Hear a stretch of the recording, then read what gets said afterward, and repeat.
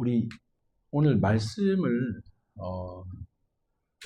여호수아 19장 9절 말씀인데요. 한 절 말씀인데 말씀을 먼저 같이 한번 읽어봤으면 좋겠습니다. 19장 9절. 다 함께 한번 읽어보겠습니다. 시작. 시므온 자손의 이 기업은 유다 자손의 기업 중에서 취하였으니 이는 유다 자손의 분깃이 자기들에게 너무 많으므로 시므온 자손이 자기의 기업을 그들의 기업 중에서 받은 이었더라. 아멘. 오늘 영상을 한번 설교 전에 같이 좀 볼 영상이 있는데요. 같이 한번 봤으면 좋겠습니다.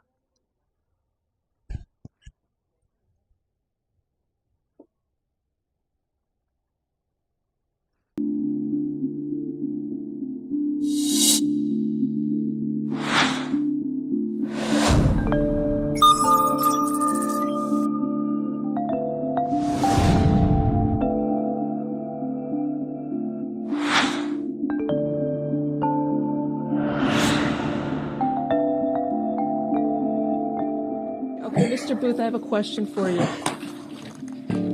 Yes, ma'am. Did you go to Nautilus for middle school? Oh my goodness. Oh my goodness. I'm sorry.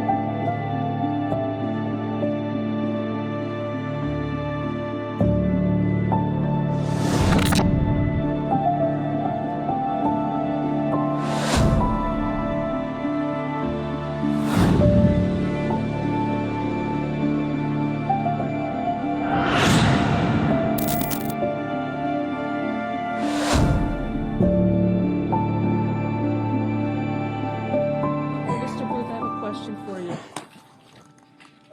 Yes, ma'am. Did you go to Nautilus for middle school? Oh my goodness. Oh my goodness. I'm sorry to see you there. I always wondered what happened to you, sir.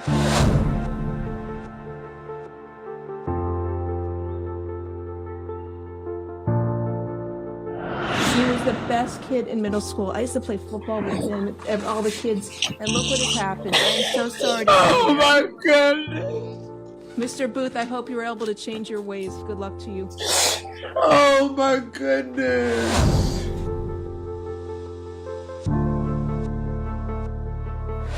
What's sad is how old we've become. Oh my goodness. Good luck to you, sir. I hope you're able to come out of this okay and just lead a lawful life.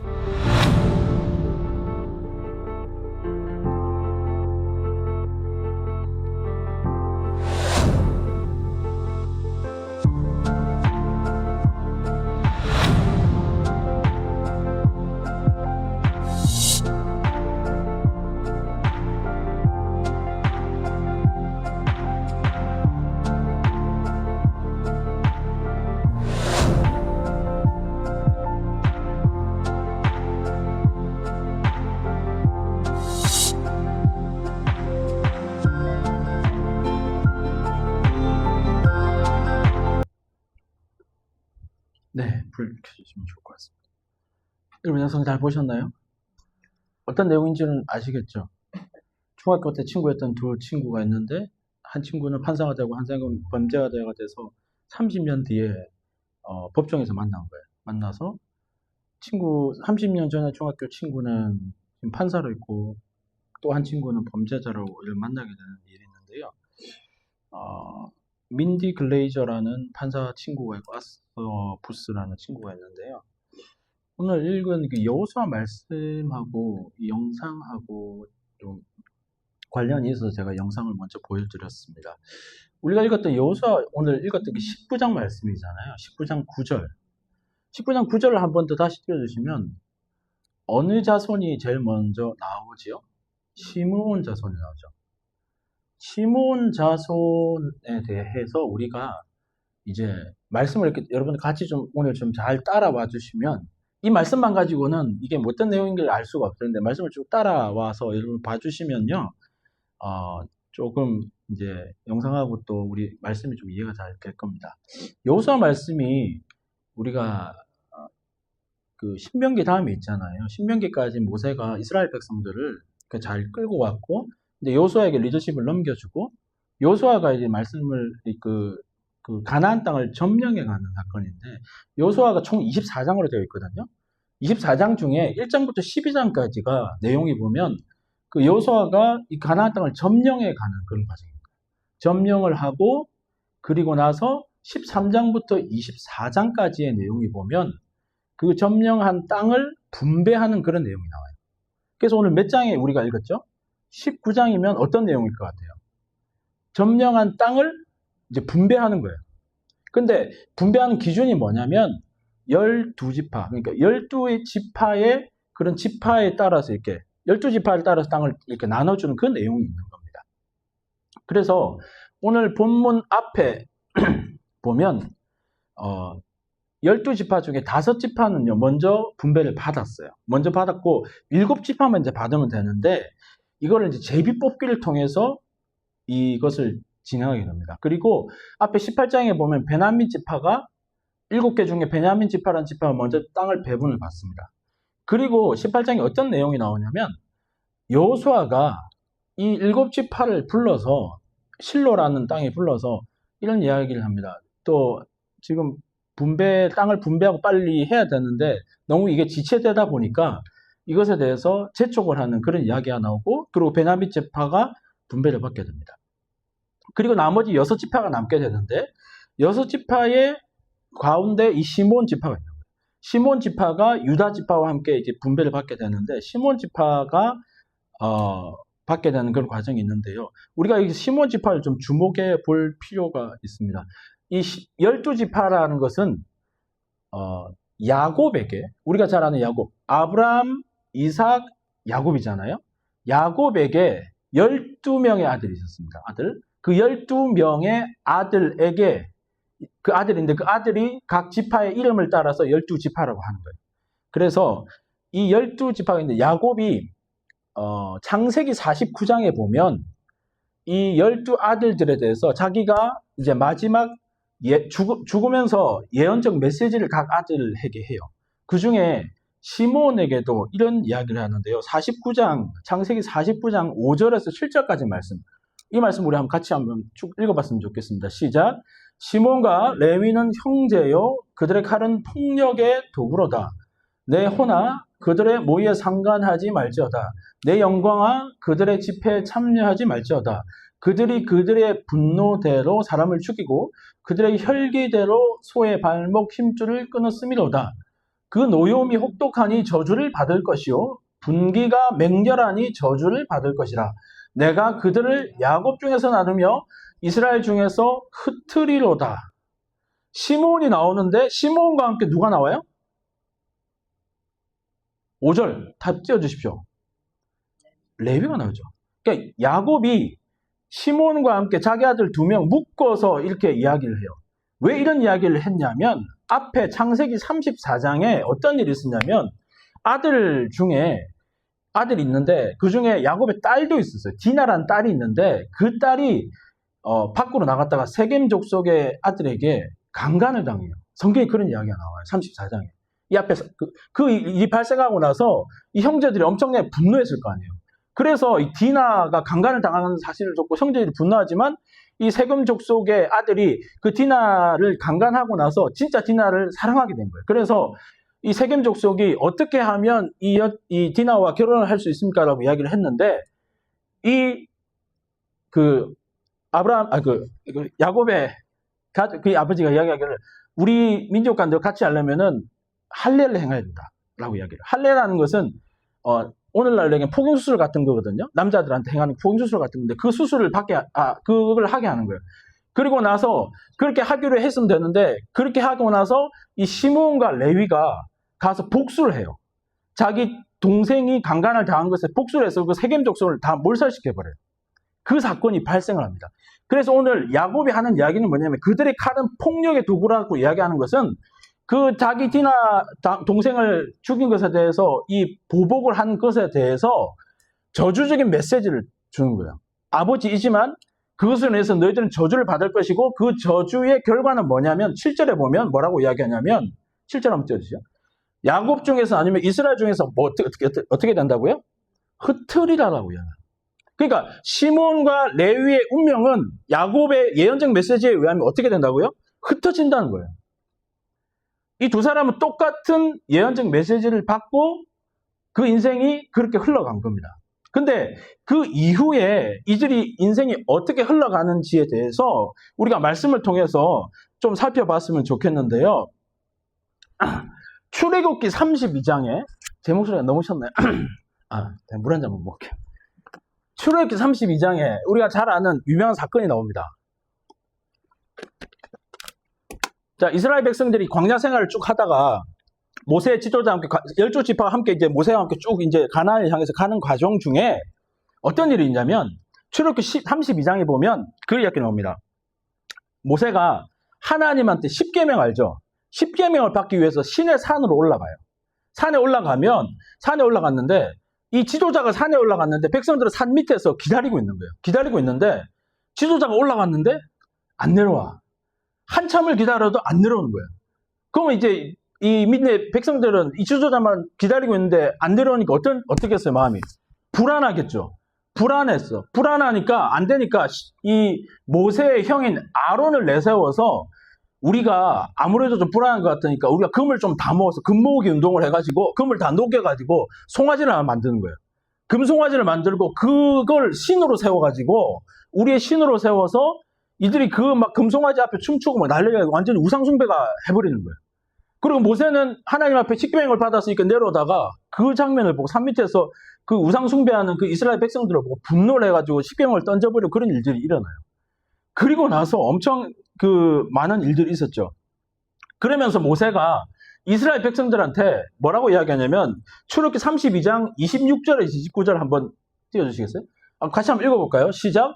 모세가 진문에 서서 이르되 누구든지 여호와의 편에 있는 자는 내게로 나오라 하매 레위 자손이 다 모여 그에게로 가는지라. 모세가 그들에게 이르되 이스라엘의 하나님 여호와께서 이렇게 말씀하시기를 너희는 각각 허리에 칼을 차고 진 이문에서 저 문까지 왕래하며 각 사람이 그 형제를 각 사람이 자기의 친구를 각 사람이 자기 이웃을 죽이라 하셨느니라. 레위 자손이 모세의 말대로 행하며 이 나라의 백성 중에 3,000명 가량이 죽임을 당하죠. 하나님이요 가장 싫어하시는 게 뭐예요? 우상숭배예요. 근데 이 금송아를 가지고 신을 만들어서 이스라엘 백성들 하니까 하나님이 심판을 하신 거예요. 그 심판을 하시면서 모세를 향해 모세가 이런 이야기를 이스라엘 백성들 다 죄를 지었지만 너희들 중에 여호와의 편에 설 자가 누구냐라고 이야기했을 때 가장 먼저 여호와의 편에 서겠다고 한 족속이 누구죠? 12지파 중에 레위입니다. 레위가 그럼 저희가 하나님 편에 서겠습니다 라고 하고 했을 때 모세가 명령합니다. 그럼 너희들이 칼을 차고 이 백성 중에 쫓겨날 하나님의 심판을 너희들이 행해라 라고 이야기하면서 3,000명 가량이 죽게 됩니다. 그런 일들이 일어납니다. 그리고 나서 또 하나의 사건이 뭐냐면 민수기 25장에 보면 이런 일들이 있습니다. 이 광야 생활을 가다가 이제 시딤이라는 곳에 이 이스라엘 백성들이 머물게 됩니다. 그리고 민수기 25장 1절부터 한번 볼까요? 1절부터 한번 쭉 읽어보겠습니다. 시작. 이스라엘이 시딤에 머물러 있더니 그 백성이 모압 여자들과 음행하기를 시작하니라. 그리고 그 여자들이 자기 신들에게 제사할 때에 이스라엘 백성을 청하매 백성이 먹고 그들의 신들에게 절함으로 이스라엘이 바알부럭에 가담한지라 여호와께서 이스라엘에게 진노하시니라 라고 말합니다. 또 이스라엘 백성들이 금송아지 사건 이후에 또 죄를 범하게 되는데 어떤 죄를 범하게 되죠? 시딤에 머물고 그 모압 이방 여인들과 음행을 하게 됩니다. 그리고 이 이방 여인들이 가지고 있던 그 우상들을 같이 섬기게 돼요. 그 우상숭배, 음행의 우상숭배까지 컨비네이션으로 이 잘못을 하게 되는 거예요. 이 일들을 하게 됩니다. 그리고 나서 이 일들을 보고 25장 7절에서 9절에 보면 누가 한 명 나오는데요. 27절, 9절 한번 읽어보겠습니다. 시작. 제사장 아론의 손자 엘레살의 아들 비느하스가 보고 회중 가운데에서 일어나 손에 창을 들고 그 이스라엘 남자를 따라 그의 막사에 들어가 이스라엘 남자와 그 여인의 배를 꿰뚫어서 두 사람을 죽이니 연병이 이스라엘 자손에게서 그쳤더라. 그 연병으로 죽은 자가 24,000명이었더라. 하나님이 이 범죄하는 이스라엘 백성을 향하여 연병이라는 그 심판을 내리십니다. 그리고 24,000명이 죽게 되는데 그때에 한 사람이 일어납니다. 그 사람이 누구냐면 비느하스죠. 비느하스는 제사장 아론의 손자이기도 하지만 그는 레위 자손입니다. 레위 지파에 속한 사람입니다. 그 사람이 일어나서 그 음행을 범하고 있는 자들의 창으로 그들을 남자와 여자를 찔러 죽이는 그런 일들이 일어납니다. 그 일들에 하나님 앞에 그가 쓰임받게 되죠. 하지만 이때 레위인은 하나님 앞에 이 사건들 출애굽기 32장과 민수기 25장은 보면 하나님의 편에 서서 레위인은 하나님 앞에 쓰임을 받게 되죠. 그리고 나서 하나님께서 민수기 25장 12절과 13절 말씀을 한번 보면요. 하나님 뭐라고 이야기하시냐면요. 이렇게 말씀하십니다. 다 함께 읽어보겠습니다. 시작. 그러므로 말하라. 내가 그에게 내 평화의 언약을 주리니 그와 그의 후손에게 영원한 제사장 직분의 언약이라. 그가 그의 하나님을 위하여 질투하여 이스라엘 자손을 속죄하였습니다. 라고 이야기를 합니다. 레위 지파는요. 똑같이 흩어지리라는 예언적 메시지를 받고 흩어지게 됩니다. 하지만 어떻게 흩어지냐면요. 가나안에 들어와서 12지파에 48개의 성읍을 물려받아서 그들이 흩어졌지만 하나님의 위대한 사명을 그러니까 하나님의 성전의 제사장 직분을 감당하고 하나님의 거룩한 일들을 받게 됩니다. 하지만 동일한 흩어짐의 예언을 받은 시므온은요. 레위가 다른 길을 걷게 됩니다. 출애굽기 32장 아까 읽었던 그 금송아지 사건에도 보면 하나님의 편이 서지 않았던 그 우상을 섬겼던 죄악의 길을 걷게 되고 우리가 방금 조금 읽었던 민수기 25장의 그 바알 부올 사건에도 보면 그 사건의 중심에 시므온 지파 사람이 있었습니다. 민수기 25장 14절 말씀 우리 한번 읽어보겠습니다. 시작. 죽임을 당한 이스라엘 남자 곧 미디안 여인과 함께 죽임을 당한 자의 이름은 시므리니 살루의 아들이요 시므온인의 조상의 가문 중 한 지도자이며라고요. 성경은 뭐라고? 시므온 족속의 한 사람, 지도자라고 성경 이야기하고 있지 않습니까?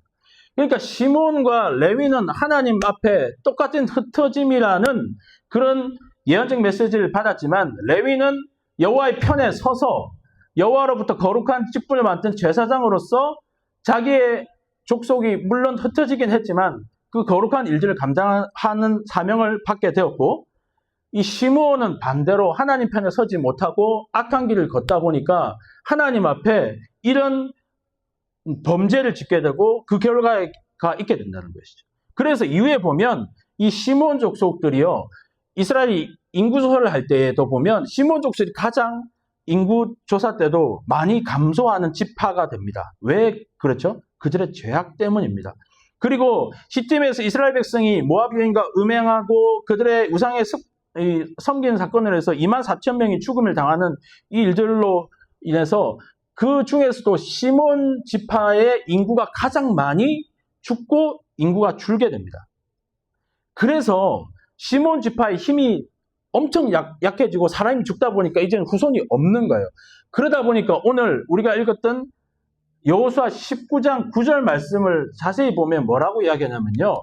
시몬 지파가 자기 한 구역을 맡을 인구가 없으니까 유다 지파에 속해서 거기에 약간 그 새빵살이처럼 그렇게 들어가서 자기의 땅을 분배받는 모습을 보게 된다라는 것입니다.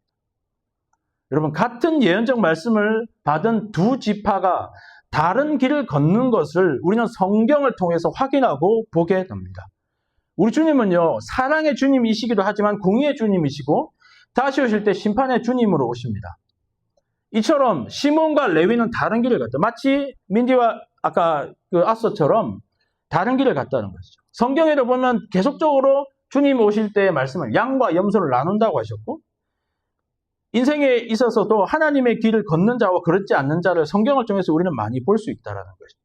창세기 13장에 아브라함과 롯도 그랬다는 것입니다. 바라기는 오늘 말씀을 들은 우리 모두가 주님 다시 오실 때에 악하고 게으른 종이라고 하나님 앞에 질책을 받기보단 착하고 충성된 종이라는 주님께 인정을 받고 칭찬을 받는 주님의 종으로서의 그 길을 걸어가는 주의 종들이 되기를 주의 이름으로 축원합니다.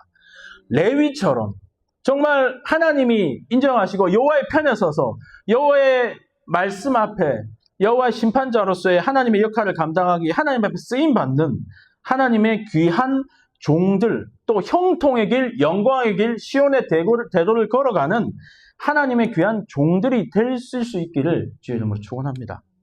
두 번째 또 하나 오늘 말씀을 통해서 우리가 하나 더 볼 수 있는 건 뭐냐면요, 여호수아를 우리가 또 주목하여 우리가 보기 원합니다. 이스라엘 땅 분배는 사실은 여호수아는 제일 마지막에 받았습니다. 근데 여호수아는 맨 마지막에 받았는데 땅 분배라는 것은 사실은 굉장히 예민한 문제입니다. 땅이 어떤 거죠, 여러분? 이스라엘 백성들에게는 각자가 살아가야 되는 삶의 터전입니다. 생계가 달린 문제고 자신들의 미래가 달린 문제입니다. 근데 이 중요한 문제에 있어서 여호수아는 그 문제에 대해서 자기의 땅과 자기의 소유와 자기의 자격을 가지고 충분히 자기의 권리를 내세울 수 있는 위치에 있는 사람이죠. 왜냐하면 우리가 알다시피 여호수아는 이스라엘 백성들을 1장부터 해가지고 전쟁을 이끌고 또한 리더로서 모든 역할을 감당했고 하나님의 종으로서 충분히 자기의 땅을 확보할 수 있는 권리가 있음에도 불구하고 여호수아 19장 50절에 보면 여호수아가 맨 마지막에 이런 이야기를 합니다. 다 함께 50절 한번 읽어봤으면 좋겠습니다. 시작. 곧 여호와의 명령대로 여호수아가 요구한 성읍 에브라임 산지 딥낫 세라를 줌해 여호수아가 그 성읍을 건설하고 거기 거주하더라. 여호수아가 요구를 했는데 전제가 있죠. 어떤 전제가 있죠? 여호와의 명령대로 했다. 여호수아가 자기 뜻대로 한 게 아닙니다. 여호수아는요, 처음부터 끝까지 여호와의 편에 서서 여호와의 명령대로 여호와의 뜻을 따라 하나님의 그 명령을 따라 살아간 사람입니다. 그리고 그의 마지막 그 기업을 얻는 그까지 여호수아는 여호와의 명령을 따라서 그가 에브라임 산지 딥낫세라를 요구했다라는 것입니다. 우리의 신앙생활, 우리의 믿음생활, 우리의 가는 모든 생활이 이 여호수아처럼 성숙한 신앙이 되기를 바랍니다. 교회를 다니면서 신앙이 많고 신앙생활을 오래 하고 경험 많고 이렇게 하면 우리가 지위가 어느 정도 위치가 높아지고 교회에서도 영향력이 있게 되면 어느 순간에 우리가 정말 하나님의 종인지 내가 교회의 주인인지 모를 정도로까지 가는 경우가 허다한 경우가 너무 많습니다. 우리는 오늘 여호수아를 통해서 끝까지 그의 마지막까지 땅 분배하는 그 끝까지 여호와의 명령대로 살아가고 여호와의 뜻을 쫓아 살아가고 여호와의 편에 서서 여호와가 원하시는 그 뜻대로 살아간 여호와의 이 겸손한 신앙의 자세, 믿음의 자세, 리더의 자세를 우리가 본받기 원합니다. 잠언 말씀에 이런 말씀이 있죠. 겸손한 자와 함께하여 마음을 낮추는 것이 교만한 자와 함께하여 탈취물을 나누는 것보다 낫다라고 합니다. 오늘 말씀을 들은 우리 모두가 이런 여호수아의 신앙의 모습을 기억하여 모든 일에 여호와의 명령, 여호와의 뜻을 쫓아 결정하고 행동하고 판단하고 움직일 수 있는 우리 모두가 될 수 있기를 주의 이름으로 축원합니다. 말씀을 정리하겠습니다. 인생에는 두 가지의 길이 있죠. 여러분은 과연 어느 길로 걸어가고 있습니까?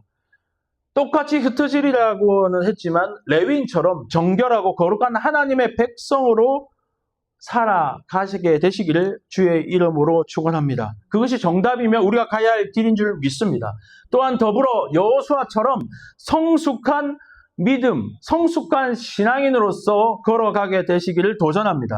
사소한 것부터 민감한 것까지 모든 일에 양보하고 포기하고 성숙한 그런 신앙의 모습으로 여호수아 같은 신앙인을 통해 하나님께서 그 사람을 인정하고 또한 그분을 통해서 그 한 사람을 통해서 공동체를 아름답게 세워나가는 데까지 쓰임받는 우리 모두가 될 수 있게 되기를 주의 이름으로 축원합니다. 그런 믿음의 사람들, 그런 신앙의 사람들이 되는 우리 모두가 되기를 주의 이름으로 축원합니다. 기도하겠습니다.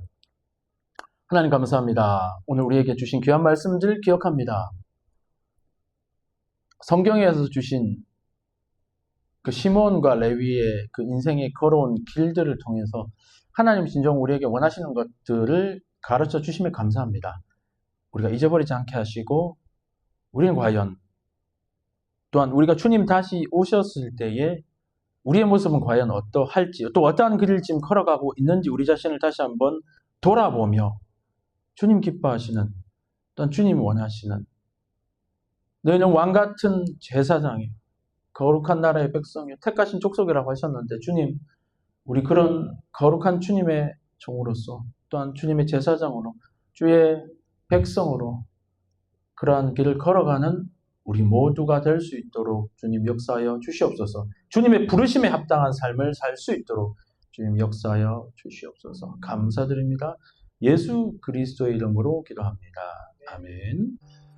이제는 우리 주 예수 그리스도의 은혜와 하나님 아버지의 사랑하심과 성령 하나님의 교통하심이 오늘 말씀을 듣고 레위 지파처럼 주님의 편에 서서 하나님의 일들을 감당하고 정결한 주의 백성으로 순결한 주의 자녀로 이 험한 시대에 주를 위하여 살아가기로 작정하는 머리 숙인 주의 귀한 백성들 머리 위에 이제로부터 영원까지 함께하여 주시옵기를 간절히 축원하옵나이다. 아멘.